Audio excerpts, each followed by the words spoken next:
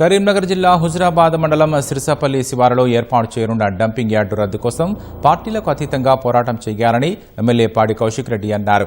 బండి సంజయ్, ఈటల రాజేందర్తో పాటు కాంగ్రెస్ నాయకులతో కలిసి పోరాటం చేస్తానన్నారు. డంపింగ్ యార్డుకు వ్యతిరేకంగా హుజురాబాద్ అంబేద్కర్ చౌరస్తా వద్ద చేపట్టిన దీక్షలు 14వ రోజుకు చేరుకున్నాయి.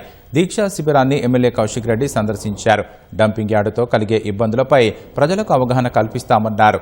డంపింగ్ యార్డు రద్దు ప్రకటన అధికారికంగా వచ్చే వరకు నిరసన కార్యక్రమాలు కొనసాగించాలని కౌశిక్ రెడ్డి సూచించారు. మన హుజురాబాద్ ప్రజల జీవితం ఇది.